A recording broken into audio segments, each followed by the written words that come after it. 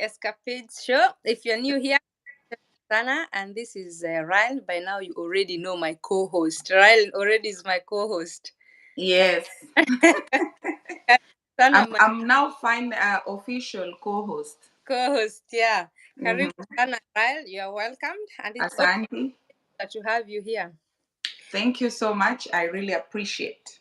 Yeah. So on today's topic, we are going to unpack the interracial marriage. Yeah. As by now you all know that Ryle is in one of them, one of the interracial marriage. One of them. It's like you're in different marriages. Mm. You are you are you are part of interracial marriage, and we Yeah. want to unpack it. Yeah. So that is the reason why we are here today. Mm-hmm. There is no one yet, but I think we'll just continue. Mm-hmm. So but I know there are some people who will come and watch, and there are some who will come and catch up. Mm. So the way I understand interracial marriage is the marriage which is from a different race or different ethnicity. Mm-hmm. I don't know. It doesn't have to be only white, but I think also with Asian, if you're married with an Asian, because that is a different ethnicity. I Mm. Even Hindus, when you marry Indian and you're Indian Chinese. Yeah, and Yeah. that is interracial marriage. And an interesting part is on my research of interracial marriage. Do you Mm-hmm. know that before 1948, the marriage was considered illegal until the UN. UN is the one which is supporting. Laurel, did you know that? No, absolutely. I'm just hearing from you. Imagine. Even me, Mm-hmm. I was shocked. At the UN is the UN, the human rights. They are the ones who are supporting the interracial marriages. Ah, okay. Yeah. So yeah, that's where until 1967. That's when it was put illegal. Like it was legalized. Like it's okay to marry any race. Ah, okay. But Where before did you find the story? on Google, Ah, Google, yeah, Dr. Google, it has a lot. baby.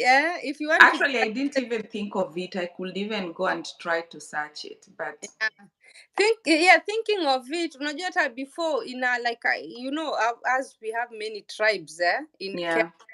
and these tribes, do you know, even sometimes up to now, sometimes it's difficult. People don't Mm-hmm. intermarry. Ah, yeah, yeah, yeah. Yeah, yeah. I think now that because this interracial now it's internationally, that's why it's like UN has to support it or it has to be legalized. Yeah. It's like when I was growing up also in Kenya, there was that time that people could marry only their own culture. Yeah, it's up. Yeah, you are supposed to marry only a Kisi man or a Kisi woman. Yeah, So yeah, but ilifika to point people changed. yeah. First Mm. of all, Ryle, how did your parents take? About my marriage. Yeah, like marrying different race. How did How did they take it? yeah? Actually, they were telling me, "What are you waiting? You could have been there where Ah, it is." Yeah. Okay. Since I was raised by one parent, my mom, she was not difficult for me. She didn't even say anything. Actually, she was happy because now for her, she saw a different thing. She didn't see marriage. She saw money. the African where Yes. So yeye aliona tu pesa, yeye hakuona, alafu pia kulingana na and then the way I was, living, so she didn't have anything to say. mm. Mm.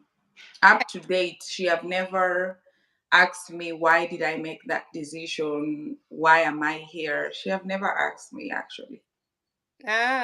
She Mm. Yeah, she's okay. Actually, she's more happy. I'm sure Yeah. there's people out there like it's not really, they're not comfortable. Yeah, there are people they are not comfortable, especially depends where you come from. If your background is stable and they have this culture where they believe that you cannot marry another race, Mm-hmm. only African, it doesn't matter which one, then there's a problem. But yeah. Ni mimi ningejajiwa kweli kweli, na family Kwa wangenijua. nini? Wehe, si pia wanajua tu ukikuwa na nini na mzungu tu ni pesa, there's nothing else. So Yeah, ni pesa na wajuangi kuna wazungu wamesota. Guy wamesota hawana kitu. Ni eh, ngozi tu. yeah. So yeah, okay. So you got now. Tell us your experience. How is it? Were you first Yeah. of all attracted to them? As in, were you attracted to your husband? Like, how will I say? How will I put it? I don't want to come off as in. Were you was it attraction in the first sight, or how was it? You mean ile wanasemanga love on the first sight? Genau, yeah. As in, wewe tu vile ulimuona kwanza, were you attracted ama are you attracted into this race ama? Mi nilikuwa natafuta pesa, hata hiyo attraction sikuwa naangalia. Okay. Sasa tusha sorry. I didn't. Actually, Mm, when we met, we didn't look a lot of things then, mm, because he loved me. Actually, he loved me since he saw me, since mm. he put his eyes on me, and on my side the love started to grow, Ah, because now this is my first time to have a different race into a relationship and love and everything. So it was so different for me aha. as well. So, and then I started to see this kind of, when we stayed together for 3 months, I Mm. started to now see his attraction to me and everything, and love started to grow, but it wasn't a instant on my side, but on his side it was instant. Ah. And Yeah. you have never talked about the difference, as in you can see you are different. Have you ever in the beginning, did you ever talk about it? Like, was Oh, you don't have even that time. Once you're in love, you don't see. It's like a blind. You don't see why you are so different in the relationship. Only later on, when you're having that comfortable time where you can ask each other questions, that's when I asked him, why did he choose me? I mean, my skin or my color, and why African? And mm, then he told me his reasons, and yeah. ah. And what Mhm. are the reasons? Yeah, there were many reasons, like, then I was so quiet, not now I'm so blah blah blah. Uh, He saw a wife in me. He saw uh that I will be his children's mother, and he saw that we will live long and be old together, even wow, on that earlier times. wow. So yeah, so he By saw me as his future wife. He by didn't then, this have any second thought. this is another fact that I got on Google, is that Mm. the interracial marriage, that is the highest percentage of divorce. Yeah. Yeah. So if he really saw that you're growing old together, that is that, Yeah, that is amazing. Actually, it's very difficult, I can say, when it comes to the culture now, because since I am African, I have my own African culture that I was raised and grow into. mm, And he's a Swiss, he has his traditional culture that he grew up to. So when we meet together and we have a family, sometimes it can be a little bit problem, because the way you want your children to be as a mother is not the way as the other couple want. So, and then we have to sit down and make our decision, because I also don't carry too much traditional to my marriage, and he also doesn't carry he's too much traditional to our marriage. So we set up the plan, and then we say, this is what we are going to do as a family, this is how we are going to raise our kids as a family, and then we understand each other. There are things that I cannot talk to my child, and there are things that he cannot talk to our children as well. So It has to be balanced and it has to be comfortable on both sides. Ah. Yeah, like completely understand it. And Mm. not to say like I'm going to accept it just for now because I just want to do this. It has to be comfortable with you and you have to accept it deep inside your heart to do that. Uh-huh. And Yeah. what are the challenges, like those ones that you people had to sit down and discuss? Like unajua, like here to beat a child is a crime, Mhm. right? And it's also starting to grow in Africa. Like, I mean, people should not beat their children. They should talk to them like, like friends or like adults. That is something that it was hard for me in the beginning because I knew when a child mess up is a cane, like you have to beat them so that they will not do it again. Mhm. And I stopped it all the way back when I met him because he got to see my children and he got to see how I was treating them. And he was like, no, if you do that, I don't think if this will work. I mean, you don't shout to them, you don't beat them. Just talk to them normal, just like the way you're talking to me. Beating them and shouting to them, it doesn't make any difference. So I started to feel like, oh, are these red flags? Because me, I didn't know. The only way I knew is a child make a mistake, the way you can do it is discipline, because they say also, the Bible say, Yeah, mtu spoil the. akikosea achapwe kiboko. Ni which verse? Spoil the I rod don't and know. I spare don't know the verses. the. Only the pastors were saying that, na ikagrow kwa akili yangu. Pastor amesema mtoto Ilikuwa akikosea achapwe. ilikuwa spare the spare, you need spoil the spare the role, spoil the child, something like. Yes, yes.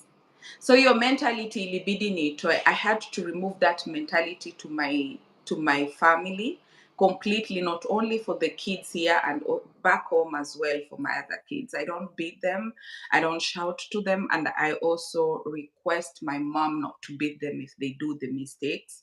Just call me and I will handle it. And then that is now, is it called the gentle parenting? I think so because my kids are my family now. You can see they're teenager and So actually I how talk to them. so how do you punish them? And how do they face their consequences? I don't punish them because I'm not there. But the only thing I tell them, look, if you do this, you are going to meet your consequences on the road. Because I'm not there to beat you. I'm not there to tell you, don't do this. But once you know you put yourself in trouble, you're going to face the consequences and you have to deal with them. And what about the ones who are here? The ones who are here, I also talk to them like that, especially my daughter. My son is still young, he doesn't understand, but she's hard to be on the problem normally. She's in the school, she's home, and when I tell her to do her things, she try to do them and she try not to finish them. And then I told her, if you learn not to do things and finish them, you will do this in the long time also in your future. When you grow up, you will do things, leave them undone, and this will be it will be a problem for you. So if I tell you to clean up your mess in the room, make sure you do them and you finish that part, and I And have to come in and see, okay, umemaliza, it's okay. does it work? Most of time, no, because she learned to do things Yeah. here, stop it. And but I keep telling her, like, you did finish this, go and do it, go and finish it. But on Saturday it's official cleaning day, whether I'm working or I'm not working. So my husband, he get that, he take that role, and he tell her to do her room, and she finish because she knows Saturday is official cleaning day. So then she take things and completely finish them. Yeah, is there your own values, like once you remain with there? But because for now I can see you've totally changed into parenting. You've already shifted from an African parenting into a German. Yeah. Yeah. Uh, do you still hold some of your values to your? Yes, I still hold my African values and I still stand for them. And I still talk to her now. She's 10 years, turning 11 this year, and I still teach her things in African way, how to do things like cooking, cleaning, Uh, and taking care of herself, because mm, now she's really starting to grow. You know what I mean? yeah. Yeah, so I always hold my culture to her and also to the other children too. That's nice. At least she. Yeah. Yeah. And if we go to Kenya with her, she know this is how African lifestyle is, and this is how European lifestyle is. Mm. But then she was young to understand. But now, next time if we go there, she will be about 13. So then she will learn one or two. This is how African they live. This is how they do it in Africa. This is how they do it In in Europe. Kenya, not In Africa. Kenya, actually. For her, Africa, Kenya is Africa. I think that is something again we need to like sit with these kids. Africa, Yeah. we are not from Africa. We are from the country. It's like telling a European you come from Europe. But when we are saying about German, we always say he's a German, he's Swedish, he's English. We never say he's European. So it Ah, yeah, okay. yeah, So you we have to say Kenya continent. yeah, yeah, that is continent. I come from Africa, the African continent, but I am Kenyan. Oh, okay. Oh, yeah, I always say like that. I always say if they ask me where I work, where I come from, I don't tell them Africa. But then they know it's Africa. Uh-huh. No, they have But to I know. always tell them from Kenya. Mm. I Yeah. see. So, how does she talk about Kenya? Because amekuwa has she been to any other parts of Africa, or it's only Kenya? Sorry, I didn't hear your question. Has she been to another part of Africa, like another country? Yeah, Kenya. We have been Tanzania. We stayed Ah, there 1 month, but that was long time ago. She was only 4 years. so and Yeah. how does she like talk about Kenya? Yeah, she's always excited. Exactly. Mostly time when we are planning now to go to Africa, she talk about it a lot. She talk about safari. She love African food, and she eat with hands, and that is in the beginning she wasn't. She was asking for fork and knife, but then later I told her the good of for you to enjoy your food, you have to wash your hands and eat with hands. Mm-hmm. And she know that it's automatically now for her. If the dad prepared the food, she eat with knife and fork. And if I prepare my food, all of us we wash our hands and eat by hands, I also including my husband. wow, that's But nice. he started way back in Kenya. You also eat in one plate. No, no, we don't eat in one plate. Everyone akona sahani yake. Hata Kenya, we never eat in one plate in our family. As we used to eat in Ugali, yes. Ugali, yes. You can take chuna from one plate, but nowadays people una learn like unakata ugali and then kila mtu anachukua pieces yake. as But cooking like ile kukula sahani moja, no. whenever there was a party, Mm-hmm. we all used to eat in one plate. Yeah, if in Yeah. a party depends also. Uko Kenya nilikuwa naona tukienda kwa wedding za Wanubi, we Mm, could eat pilau in one one, place, anjera, those yeah. things. Yeah, Muslim they do eat together in one plate. Even us Mm. sometimes here we eat in one plate. That's Yeah. amazing. That's Yeah. amazing. We Whenever have you, to try it.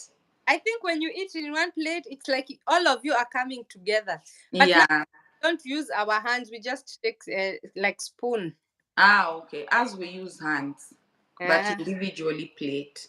yeah, ugali we eat with our hands, Yeah. but Mm-hmm. rice we eat with the spoon. But in Me pilau, it cannot, even rice, mchele with the nini, it cannot go well without mkono yangu.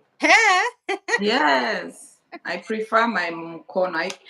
I eat everything with mkono. Even at work, I just wash my hands and eat with Ah, mkono. ni vile uliishi uswahilini. Yeah, I think so. Yeah. Mm. Ukaoea ukachukua tabia ya huko. Yes, hata wazungu nowadays wanakula fries na mkono kwa restaurant. Mm. Mm. Pizza unakula na mkono.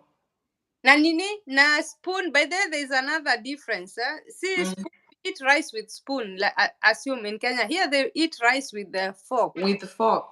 Yeah, Me how you spoon for me it's for soup. That's how I understand.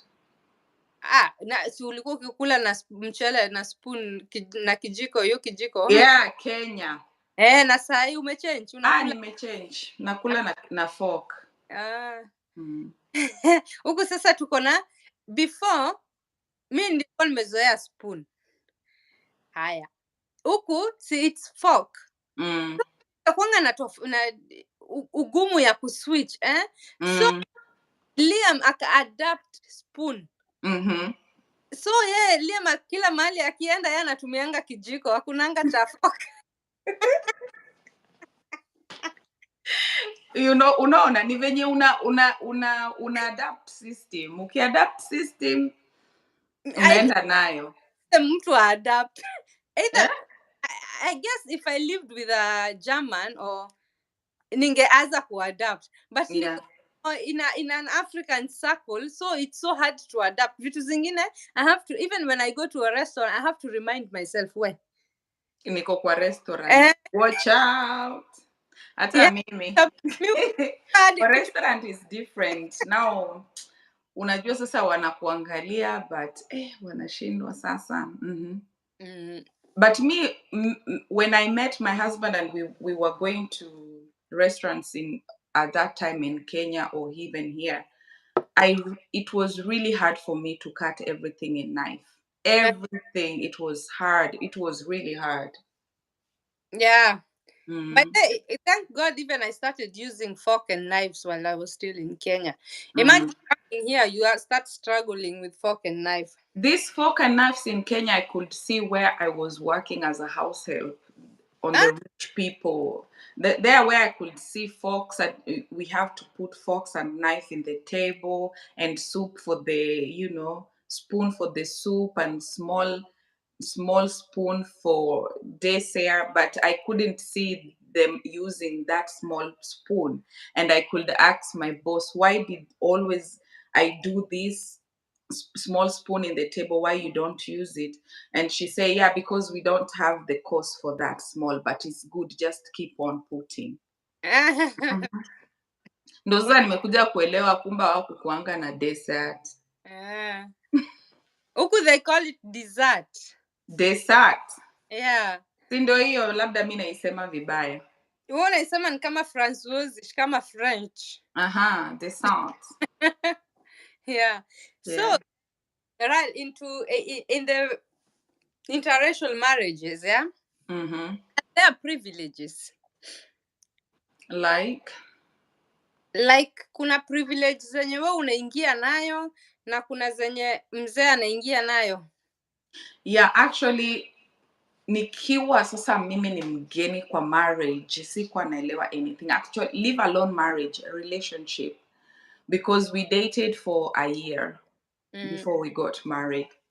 And half a year I was in Kenya and half a year he was here. And then I came later on 6 months. We stayed in there now together. But then I couldn't see anything that could make me feel like this is different, because for me it was opportunity at the same time, like to live where I was.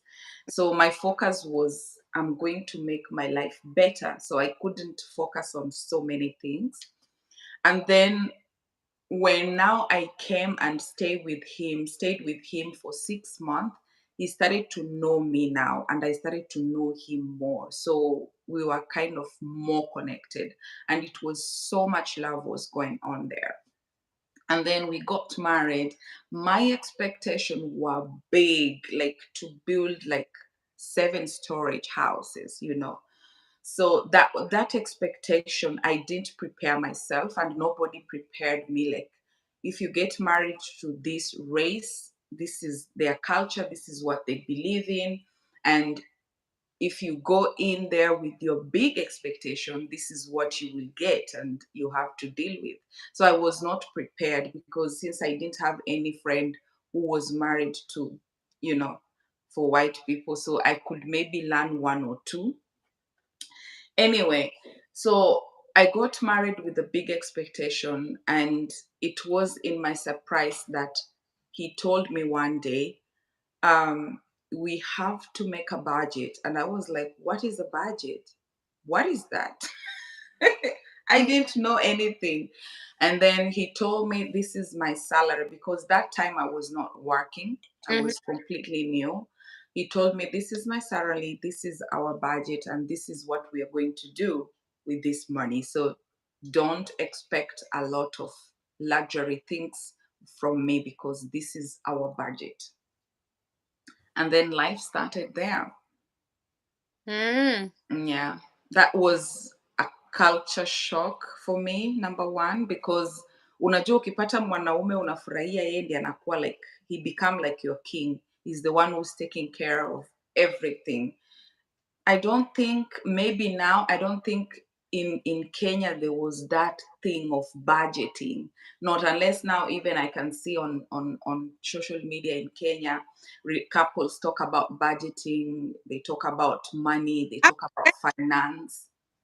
Kenyans. Yeah, Kenyans, when you watch NTV or this marriage issues, those people who have marriage issue when it comes to finance, now they're talking about that. But then when I was growing, there was not like that. It was like believed mwanaume afanye kazi akule.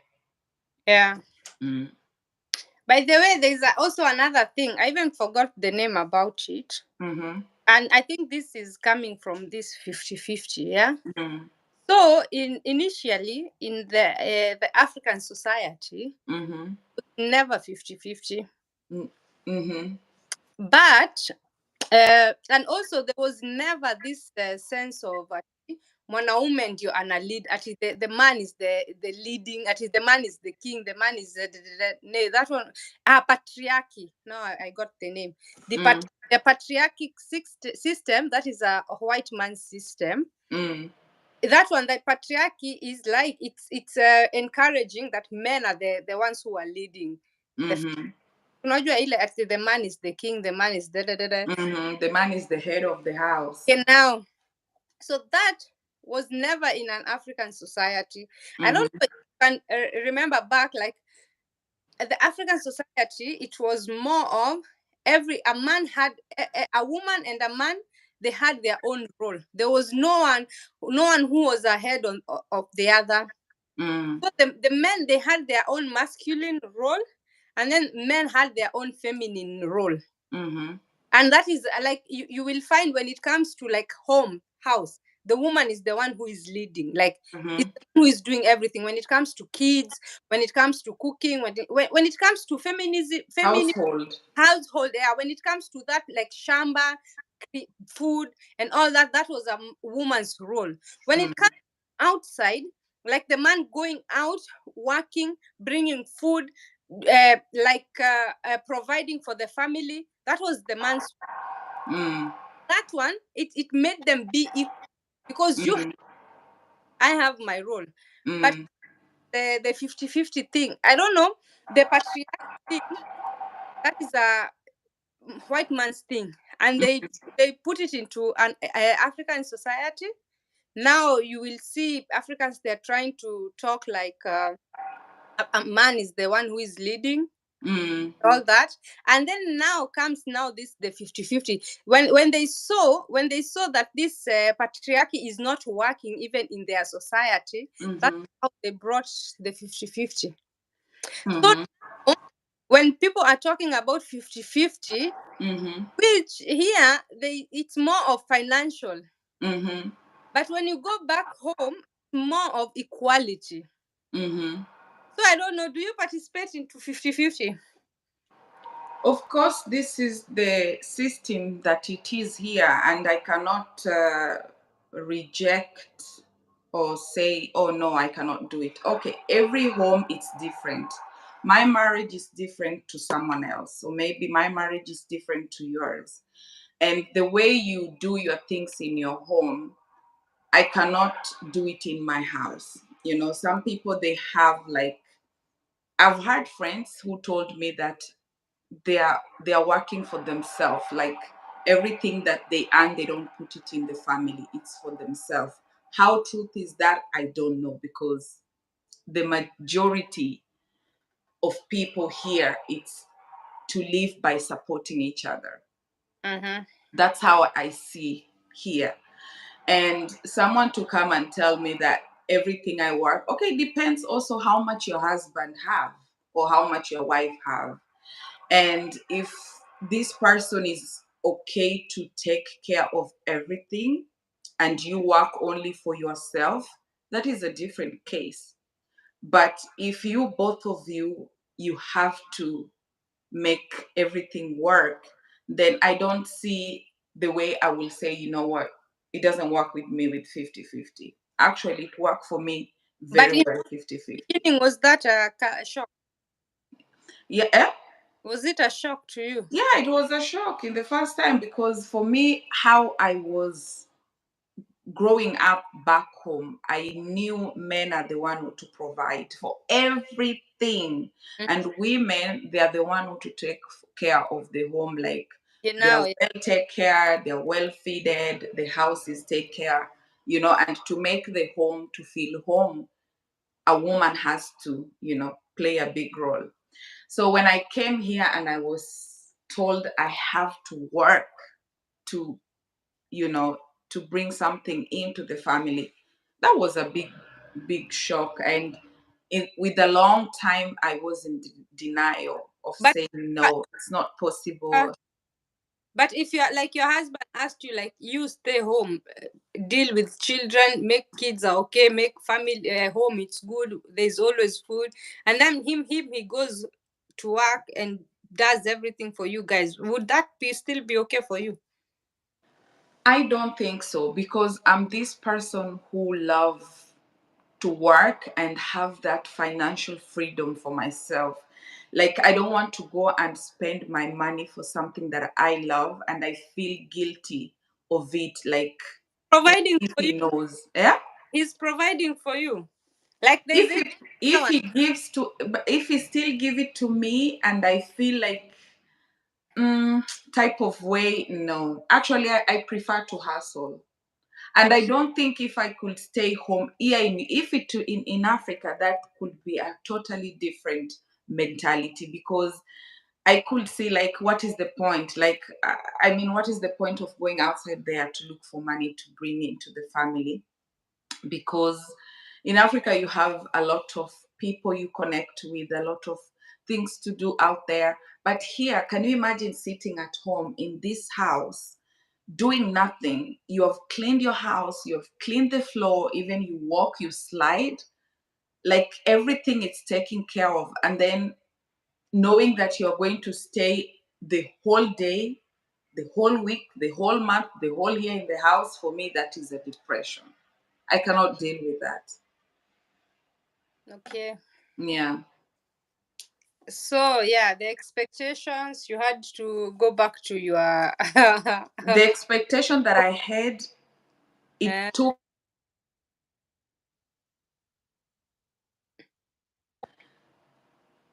accept it and say, you know what, Riley, it is what it is, and you have to move on from this. So it was really hard for me. But with the time, I also seek professional help to get to understand, is this really true? What is he you went telling me that I did you go through therapy? Yes, because at some point I was like in denial completely. Whatever he could tell me, I was just turned off, and I'm like, no, no, no, I don't do this. I don't deal with this. I cannot do this. And So at some point, I had to seek for professional help to get to understand, is this real? Is this, I wanted someone else to explain for me, because I met friends who had, I can now tell you, they were lying to me, you know. Riley, Nimekwama, you've disappeared. I've disappeared. Yeah, Mm, I can hear you, but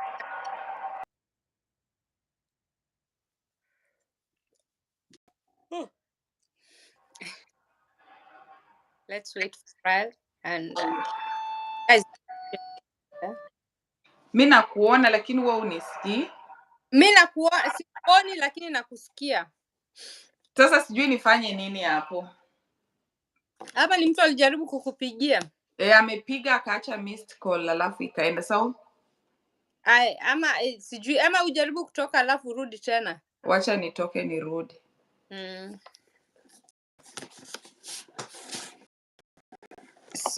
So as we are waiting for Ryle, like the way I was saying about this patriarchy was okay. Here's Ryle.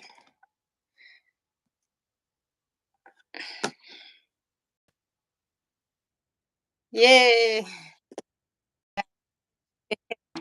What I was even I was telling you that I met friends, a lot of them, and they were all telling me I'm staying home mom, and my husband cater for everything. So for me to accept what he was telling me, I was totally out because I couldn't take it. I was like, no, you are But my husband. You have to do everything for me, and I will do everything for the home. You know? I think also it depends with the man, yeah? Because even me, I've seen some women who are stay home moms. Like Yeah. they just stay at home, and also their husbands, the ones who work, their husbands encourage them to stay home, not to work, since the husband is earning a lot, earning for both of them. Mm.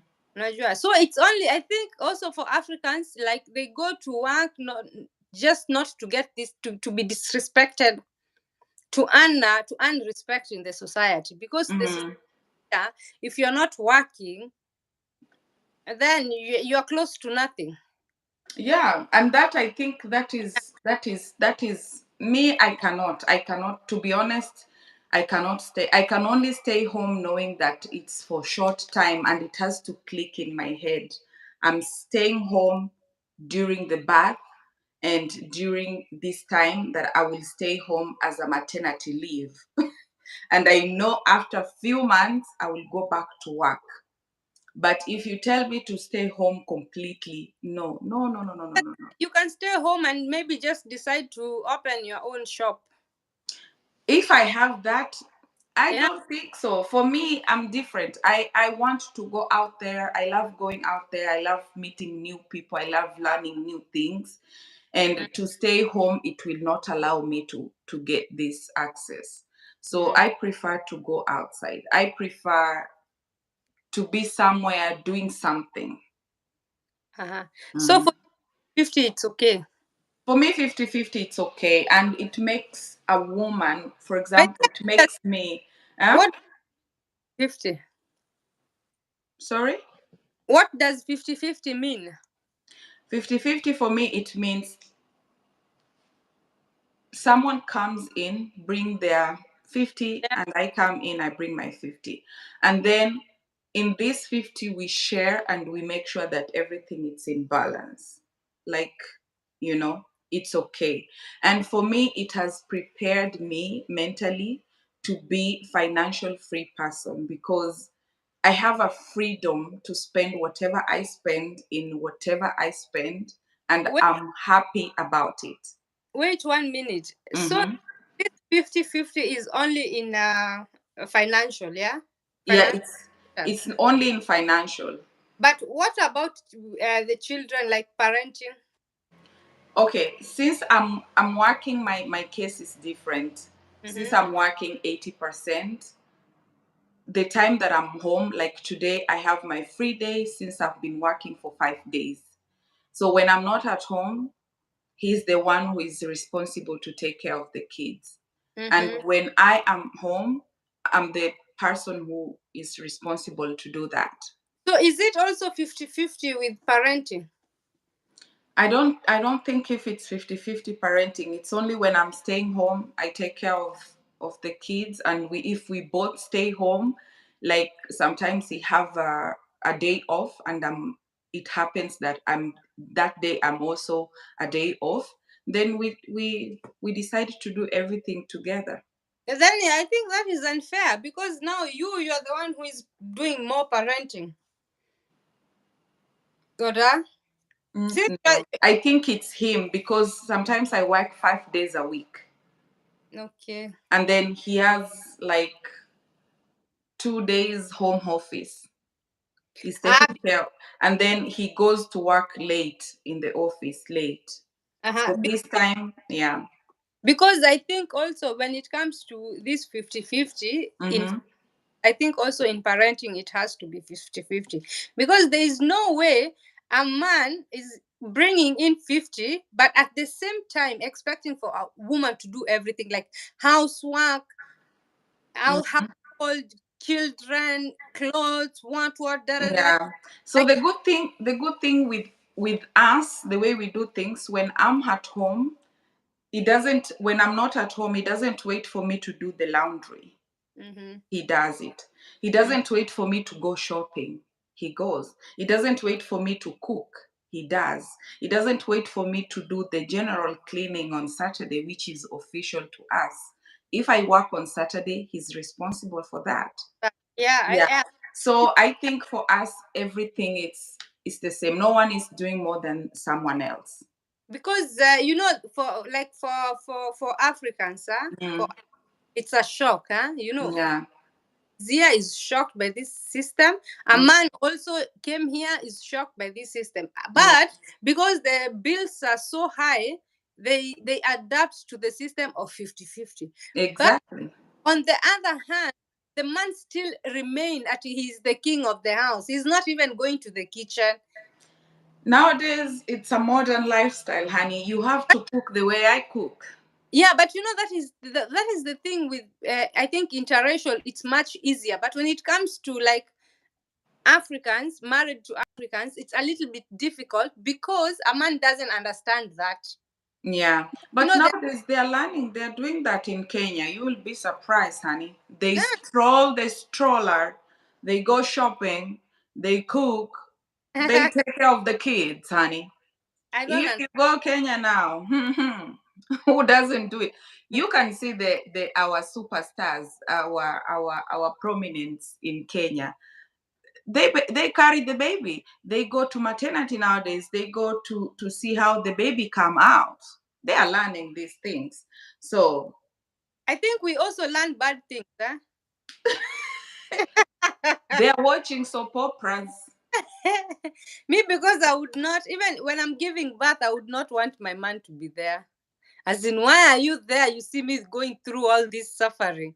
Like They say it's good for them also to understand the vein and the pain and what? How is it good? It's only making them soft. It's going to kill their ego. A man should just remain a man. if you watch soap opera, you become one of them. Then the soap opera should be banned, huh? Because Yeah, I watch Maria, the husband. I watch what? The husband. Hmm.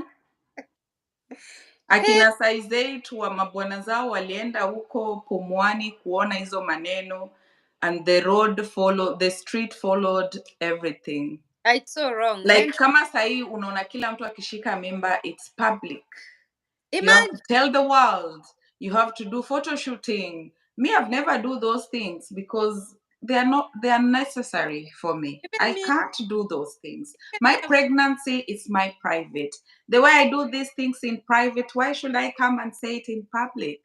If I show up, I will just say I'm expecting because now you will see I'm expecting, but I will not announce it. Yeah, guys, I'm pregnant. For what reason? I'm I so did it in the dark alone or two people, okay? mm, So why should I tell the world I'm pregnant? If you get to see my picture, I'm pregnant. Yes, she's expecting. That's it. But you will never see me coming up and show the two stripes. And for me, sometimes I feel people they are like, I didn't expect to have this pregnancy, but you do the game. cloud, called cloud chasing. Yeah. You know, Mm-mm. it's entirely it's another different world. Yeah, nowadays it's everything, it's modern. Like 50-50, even now in Kenya, it's starting to be that.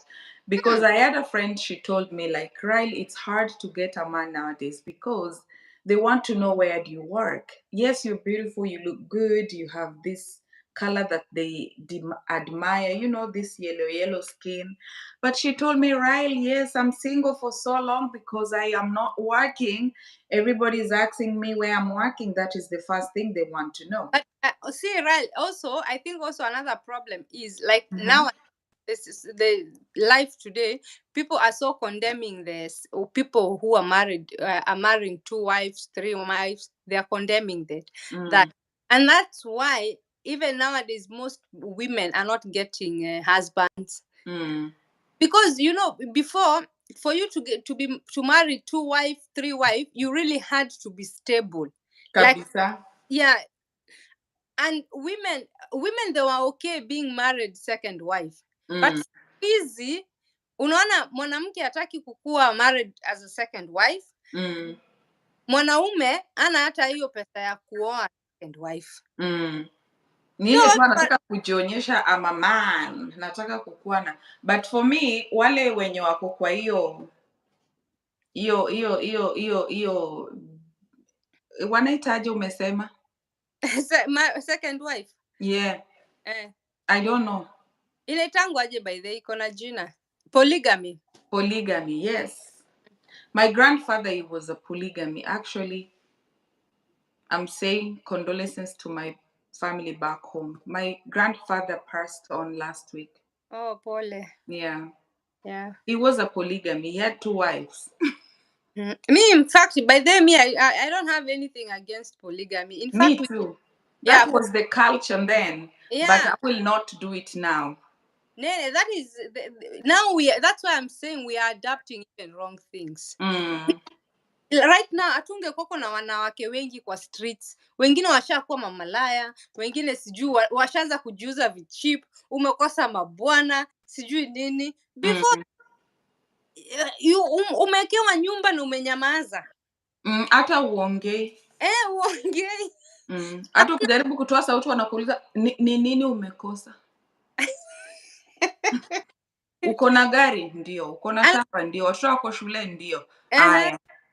Alafu huku siku hizi you are being forced to go to work this, alafu hii pia kazi ni unaenda kutajirisha mtu mwingine, hata si wewe unajitajirisha. I don't Mm, know who is this one who came up with this act stunde at mm, to work 8 hours for what purpose? mm. Anyway, so me, I'm totally not against polygamy. Me, I'm also not against it, but I will never do it. Yeah. And that's why I love the system here. Here, my husband, he cannot just wake up and tell me I want to marry the second wife. How? But right, I find the system here somehow it's manipulating people, and it's not a real system. Unajua, it's just a system to put someone down. You don't have confidence in anything kwa sababu, right, how is it they are saying no to such polygamy, but it's okay to have girlfriends? How is that normal? You're not allowed to marry two wives, three wives, but it's okay. Wewe unaacha bibi yako kwa nyumba, you leave your wife in the house, but you have Mm. clan days outside. Okay, kwangu kivyangu sijaona. Kwa nini wako na hizi manyumba Nyumba gani? wako na hizi manyumba zinaitwaje? Poof. Poof, wako na poof. And then in fact they've even made them legal. Wako na poof, wako na hizi mababa, hizi small bars zenye wana strip club. As in kila kitu, unaacha bibi kwa nyumba, but you can go and do all your shit outside. Si hapa peke yake, si hata Kenya ina happen hivyo. Yeah, that's hata wacha nikwambie, ako hata na hao mabibi watano na bado anahanya. Sasa ni nini anatafuta? Sasa it's good. I think this law, it's good, just leave human beings be human beings. Unajua, si wameweka watu kwa cage at this you're not supposed to do, you're not supposed to do, but you're not supposed to do in, but outside you can do it. Unajua hata afadhali hao wanafanya hapo outside, afadhali hao wanaenda hapo pufu, wanafanya huko pufu, wanaachia huko pufu, na hawezi kubali huyo mwanamke akuwe na mimba. Kenya wanaenda hizo pufu, wanatengeneza mpaka family, mtu anapeleka mpaka watoto high school na bibi wa nje, na ujui na wewe ni housewife. Lakini Rael, angalia hiyo pufu hizo watakuletea ugonjwa. Okay, mi sijaiona mtu akienda pufu on my side. But huyu ni nani amecomment? Kuna mtu amecomment hapo, comment imepotea. Ndio hiyo ni nani? Ni Michael. Hi Michael, welcome. Michael, he's German by the way. Amesema nini? Hiyo comment imedisappear haraka. Acha nikusomee. Anasema these things exist. Unasikia? They exist because wives don't take care of husbands well, which is true. And this is why I normally say this when it comes to polygamy. If a first wife, right, if you feel like you don't feel like having your man, or you don't feel like umechoka, men they're like machines. It's like unaweza kasema if you put 10 women in a place with one man, these women will die. But if you put one, how is it? If you put one man, no. If you put one man with 10 women, these people will multiply. These women will multiply. But if you put one woman with 10 men, this woman will die. Umeshika hiyo? Nimeshika. Yeah. So mwanaume, it's like a working machine. That is their nature. So ukikuwa kwa hiyo marriage, ukikuwa umechoka na mwanamke, kwa sababu mwanamke can't take that pressure. Ukishikia umechoka, if you're tired, then you allow your husband to go to the second wife. Just go, let that wife satisfy him, and then I think that is my mind. And then now you have your peace of mind. Kwa akili, my husband is not somewhere out there. My husband is somewhere, he's being taken care well of. So for you it can be okay. For me, bwanangu akiweza kuja kuniambia he needs a second wife, I will tell Baba, even I can help you look for one. Don't have to go far. Not even one, two. Even two, as long as you're taking care, as long as I remain the first wife, and as long as you can take good care of us all, why not? Yeah. I know he's a man. There is a way men are built. Yeah. So, my rules, anyway, and that's why the men, they go out, they cheat. Yeah, they cheat. They will have these poofs. They would rather even spend in those poofs. Why did they legalize poof? They refuse polygamy, but they go and legalize poof and prostitution. Me, I'm not I'm not into politics things. So many things I don't know them. In as much as I'm okay with my husband in my house, that's what I care the most. Yeah, but the rest. But just ask yourself, why did they do that? Why did they have to legalize all those things? Because they know a man needs only anyway. I've never think of it. I never think of it because since I got married to my husband, we have never having issues of like there's that a break that you need as a woman, and it's okay, you can have that. For me, if I say no, it has to be taken serious. And then he's saying it requires a strong man for multiple women. Yeah, it requires a strong man. And that's why we said even in Kenya, polygamy, only the wealthy, the one who knew who can take, they are mentally strong. But nowadays they are not doing that. They are doing the opposite. The guy is very poor, but he has multiple children and multiple women out there. And he has nothing. He cannot even buy clothes for himself. And I wonder, why do you do that? Right. It's because now they've started putting this like they've started giving all these laws, all these rules. If you start scaring someone, obviously someone will be escaping. Ukishaanza kustua mtoto atakuwa anaponyoka, anaenda anafanya vitu na huko nyuma afanyi freely. Yeah. So it's like that. If they just let them there, hata ungeona mabwana hata wangeienda kutafuta mabibi wa pili, wangekaanga tu hapo na mabibi wao, sababu they have that freedom. But once this law and rules, they take away the freedom. Yeah. I think so. So Olefa, hi Olefa, welcome. Actually, only one comment. Andrew Kibe. Who is Andrew Kibe? You know him? Ujue Andrew Kibe? Nani ajue Andrew Kibe? Mi namjua lakini napitianga tu napitianga chaneli yake. Mi namjua, namuonanga, namsikizanga sometimes. Kuna hii yenye ilitrend wakitukanana na Akodhe, hapo ndio nili take my time kumjua. Yeah, me mostly kwanga most of the time, and ukisikiza Andrew Kibe ile in real, watu siku hizi wako so, their brain is too much into internet. Kila mtu wako so entitled, kila mtu anataka kutoa opinion, so there is no one who is really sitting down to listen.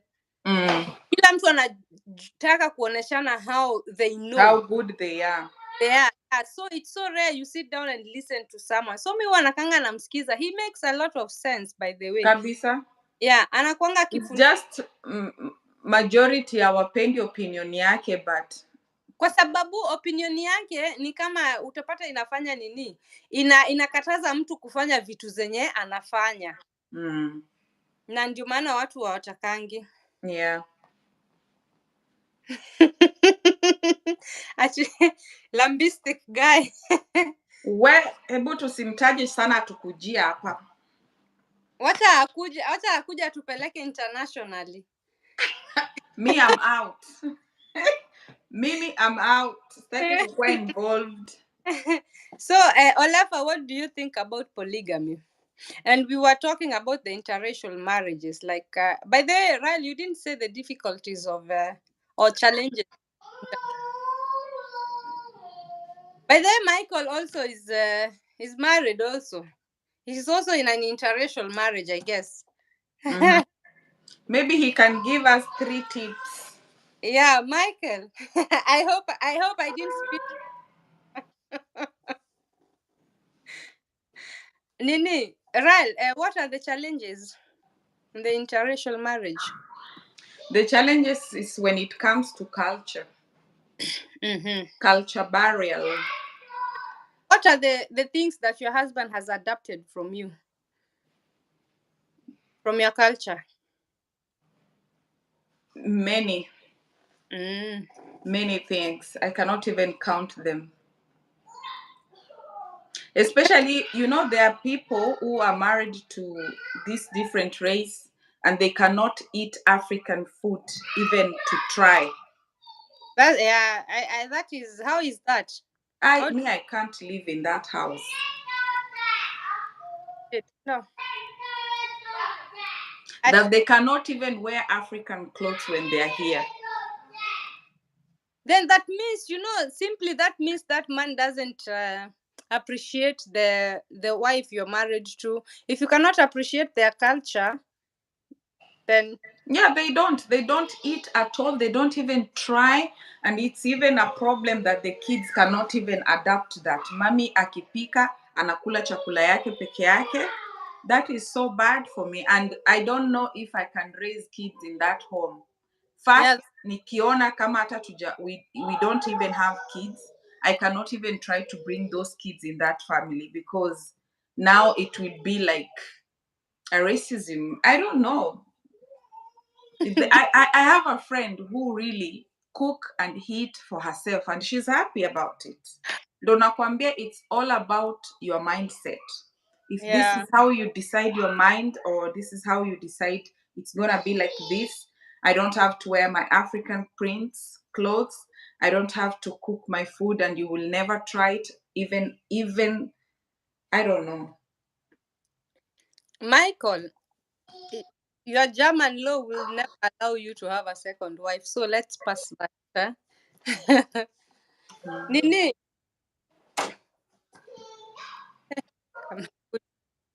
So yeah, I'm not married. I don't come from a polygamous family, but some of my friends are. Kimbia your comment. Wacha nikusomee. I am not married, but I don't come from a polygamous family, but some of my friends are polygamous.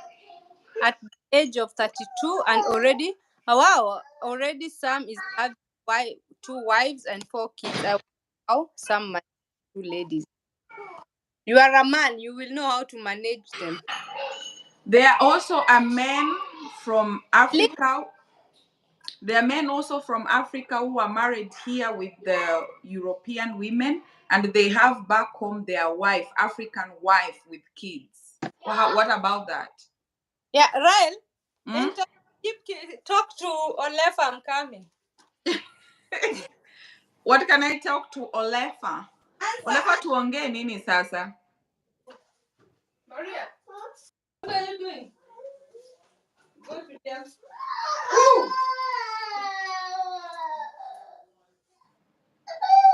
Olefa, do you have any experience that you can share? Write a comment. I will try to read it very fast.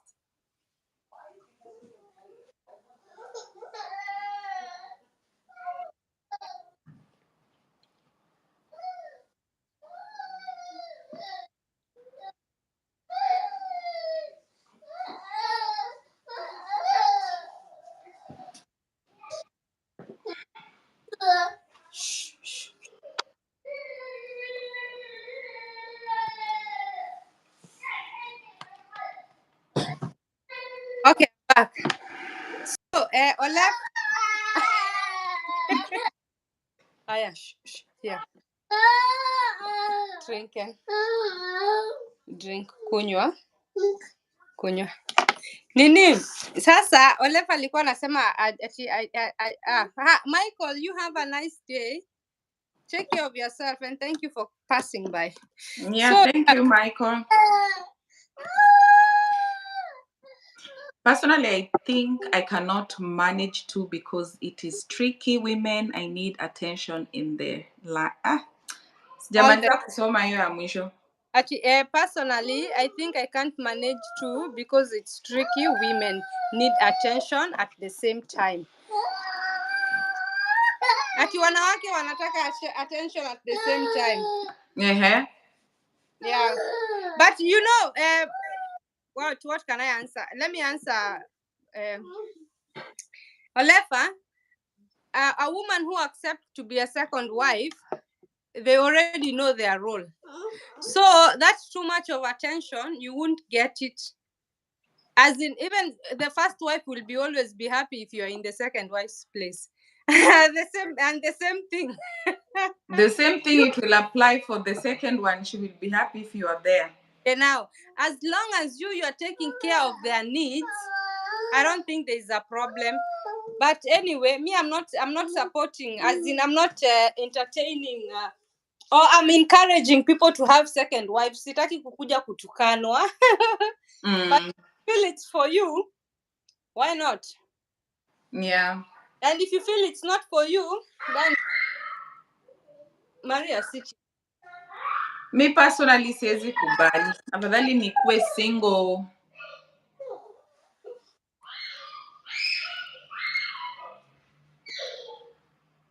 Right, mimi huyu Yeah? Maria amekataa.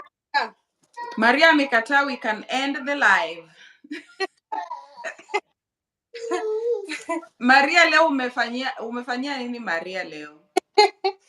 Hataki hata kuwatch TV. Go watch TV. Maria, mommy is busy here. Mommy is working. Right, give people story. Wapatie endelea na conversation. Sasa niwapatie story gani? Unajua story inakuja na wewe ndio mimi naongea. Sasa mimi hapa tutaongea na hawa nini?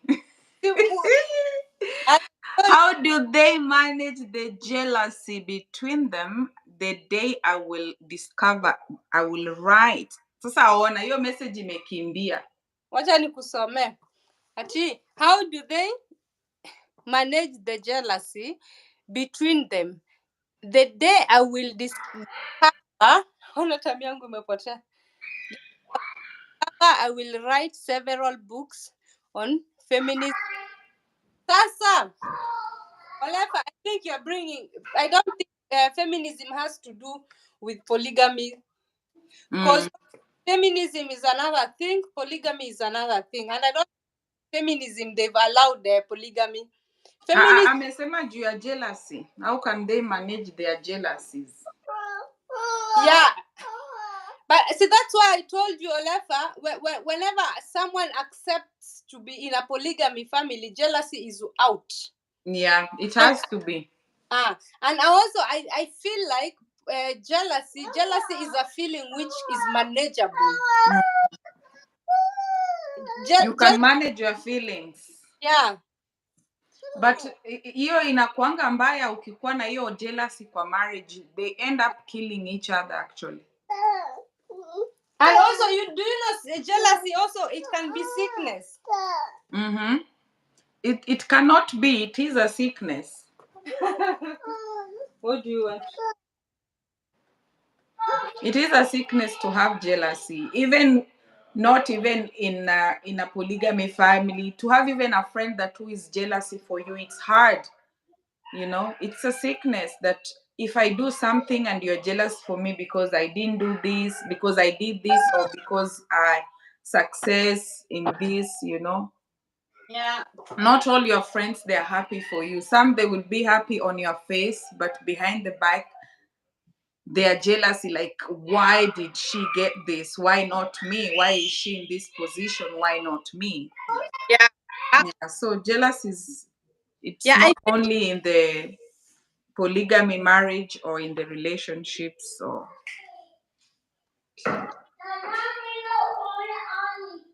it's sickness. yeah. And but I think a small percentage of jealousy, it's okay. That jealousy which is motivating you, which Ati channeling. ametoka ameenda ataniona kesho akuje hapa, ulipewa nini huko? Yeah, you see, feminism condemns polygamous men, and featuring feminism is such a topic it can make headlines. Do you know Andrew Tent? Yeah, Andrew Tent debates with feminism champions. Olefa, if this is not my personal opinion, I am also against feminism. Laral, do you support feminism? Hiyo ndio nini jamani?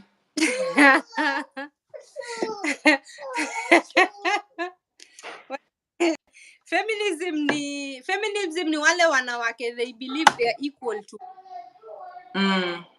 like to some certain level. Do you first of all feminism started here in Germany, and they were like trying to make men like, unaona kazi yenye mwanaume amesomea na mwanamke amesomea, like they be paid as the same salary.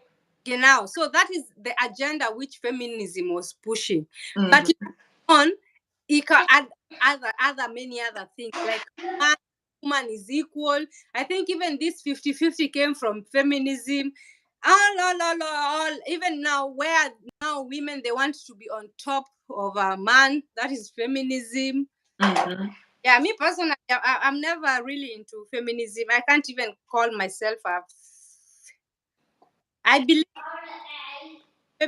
femininity ya mwanamke, a feminine side of a woman, but I don't believe that I have to fight with a man so that I can become equal. A man has his own role, I have my own role.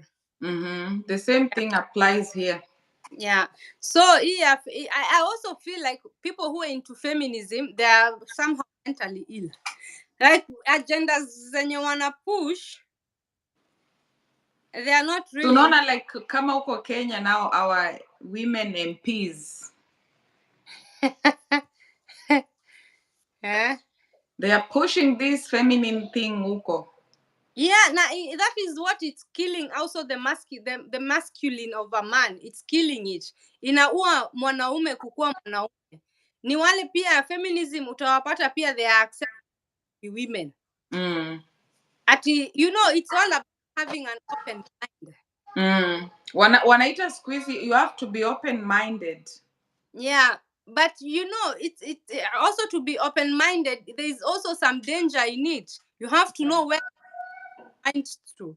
Yeah. Si kitu tu siku hizi mtu akitaka kuamka akisema najifeel kama binadamu, it's allowed. You actually, then now people will start treating you like a dog because you feel like a dog. Hey. Ujaona ujaona wengine wameanza kujichange pia mauso, wanataka kukua kama tiger. Just what they feel. That is sickness. Yeah, that is sickness, but it's more here.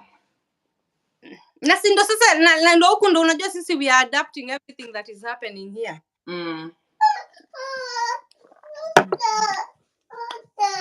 Yeah.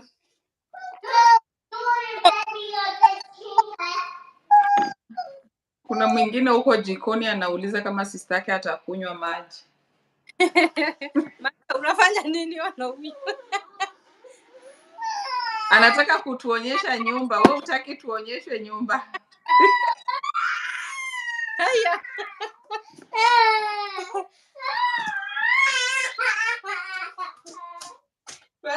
Twende. Yeah.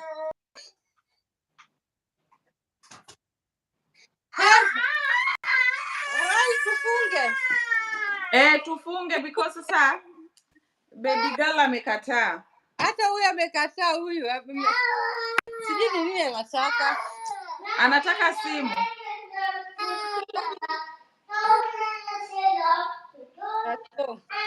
Umempatia kenye anataka. Umempatia?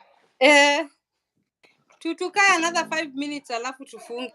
Okay, sawa. So, yeah. In Kenya, feminism in Kenya and the queer fanatics are making headlines in moment. But yeah, kwa sababu, you know, these are the elite things. If you want to be in the elite group, talk about feminism. Yeah. Talk, yeah. LGBTQ, you will be heard. All those agendas they want to push, you will be heard. But just talk about humanity, no one will hear you. No one cares. Yeah, and it's so sad that I think as as in an interracial marriage, what can you advise people who would want to join? Ama sababu you've already seen life on the other side, and you're also living life on the other side. From like people like me who is living still life from the other side. How is it? Is there any advice, or can you advise someone to join? I cannot advise someone to join. It can only be with person. You know, this decision to get married to a different race is it's individual decision. I took my decision on my own way, and someone will take it on their own way. But you have to prepare yourself, especially if you want to marry European side or American side. You have to put your mind, you are going to be told these things, and if you have another expectations, then you have to accept them in a different way. If you have a big expectations, you have to lower them to the level where it is okay for both of you. And who is the one to lower? You the one who comes with the big expectations. It's not like me. Mine were like high. And I had to lower them to fit the way things are now in, you know. And there are also some expectations the other party is bringing in or is coming in with. Yeah, he also has his expectations that he expect you to do them, and he expect you to adapt them. Yeah, and accept them. This is the way it is, and think about it. Actually, we talked about it, and it was a decision on my side to make it, because hata kama ningekataa niseme now if it's like that, wacha nirudi Kenya. What could I help myself with to become with your education background sina? You know, if you have something in your hands, you can fight with it, but Yeah. you can deal with it. But if me, the option was just limited. I could not choose further, but also I could not um, make them to be bigger. Mm. Yeah. Rael, wacha nikusomee question here from Olefa. Mm-hmm. How do men deal with women from Germany because their energy online, oh my, is above what I used to? Especially if you wish her happy birthday before the due date, my friend, you will face. German women are mostly depressed. Don't worry. The same here. This you're dealing with different entities here, huh? Yeah. Panda ile ndege, it's no longer a Kenyan. Now you're switching it to Frankfurt. Yes, Mm. yeah. Aki, hebu mjibu Rael. Anauliza how do people deal with women kwa sababu fire. German women are fire. Sijui wa German women wakwaje on fire because I'm not in German. Nah, like European. See, you're in Europe. German and Swiss, they are the same. Okay. Yeah. I think you know kwanza wale wenye wanaingianga umepata wanawake wako online live wamekunywa wengine kanana, they don't even have you see, these are the things I'm saying. Sometimes we really learn wrong things from here. Mm-hmm. We have to be picky on what we eat. Mm-hmm. You find there's a lot of freedom, so even there's a freedom of just paya kuongea watu hata our filthy nini. Yaani watu wanaropokwa.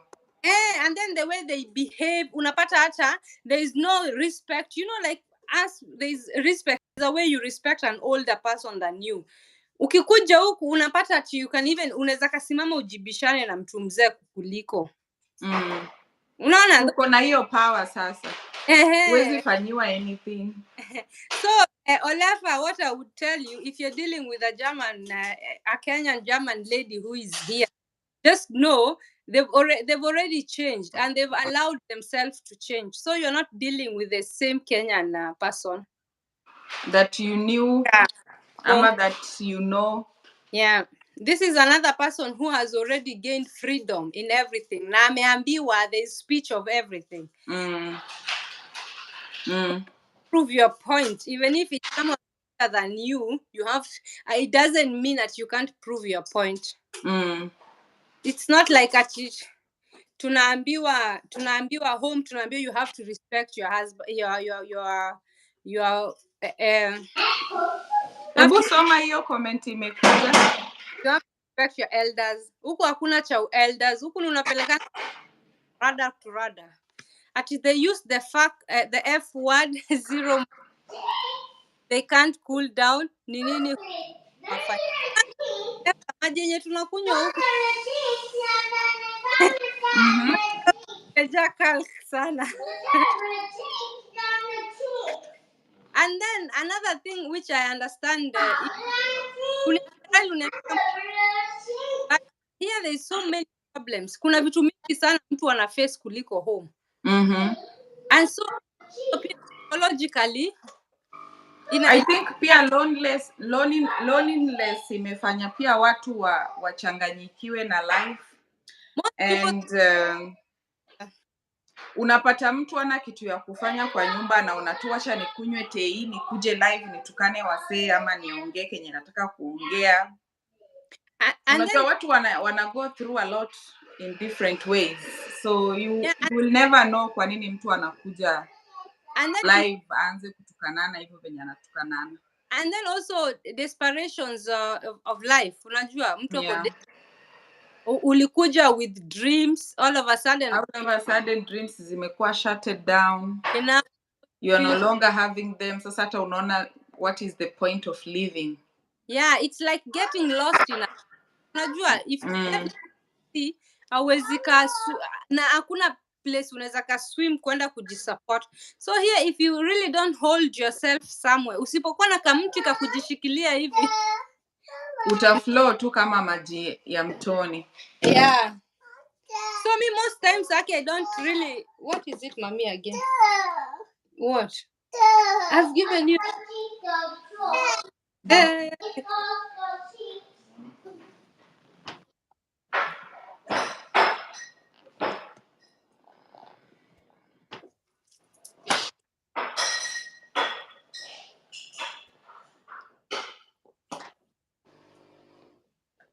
Sasa Rael, sababu now we are my co-host. You know, we need to arrange a time. We have many topics to talk, yeah? Yeah. Akasaidia one or two, never know. Kwa sababu I think, yeah, I also kuna need mwelekeo. Watu wana need mwelekeo na decision ni mtu anajimekianga. Ukiamua leo ni hii, ni hii.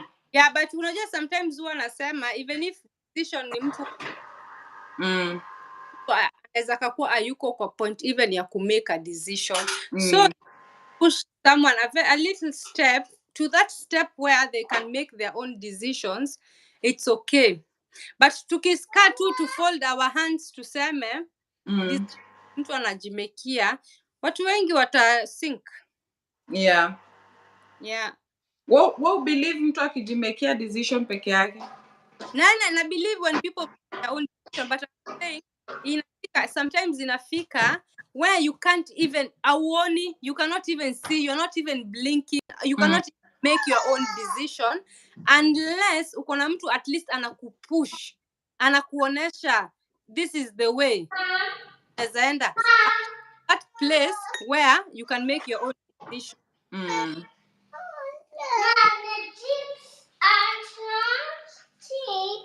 Yeah. Can you ameandika? Yeah.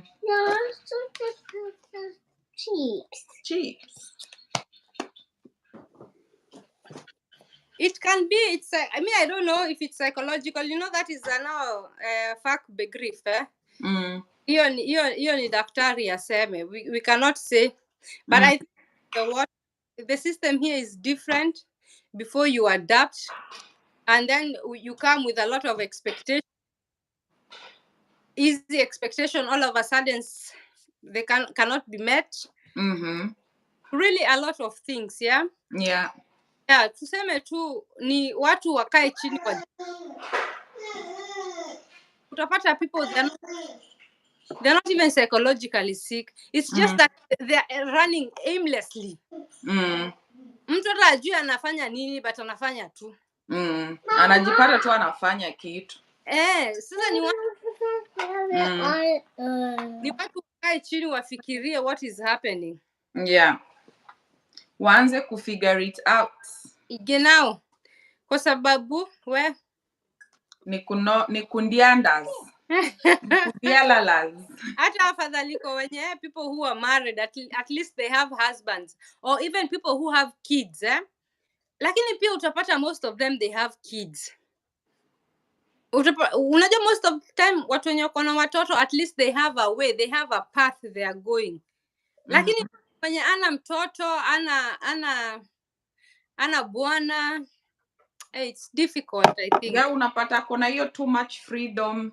Anafanya kitu yenye hana second thought about it.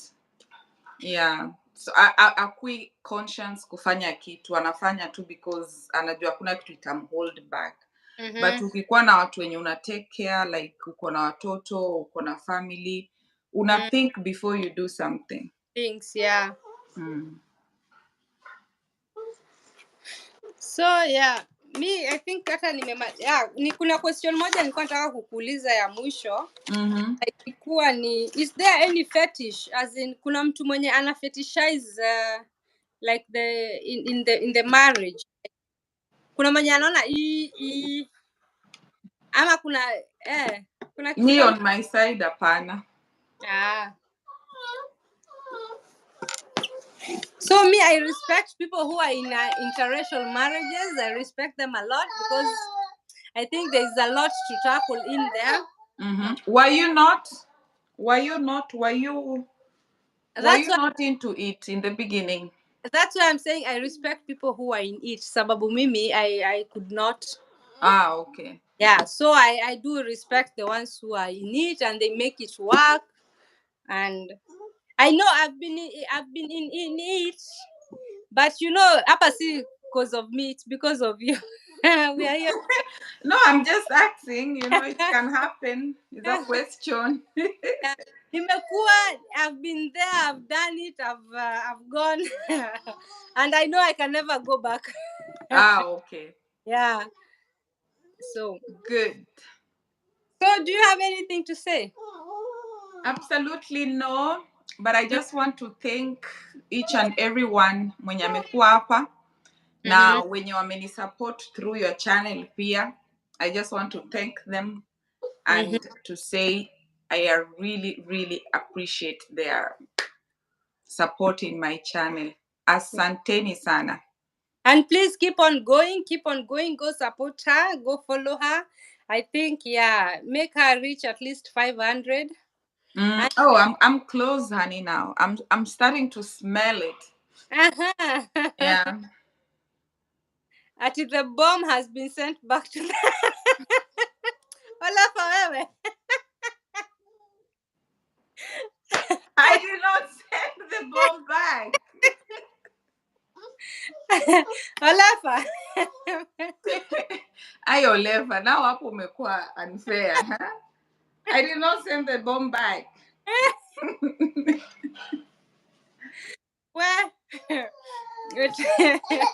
Sasa Aki, me, I wish ningekaa longer sababu conversation was good and I'm sure we are going to find more time. Na Yeah. Aki, after holidays tutafute a lot of time that at least tukujange hata kama usifute.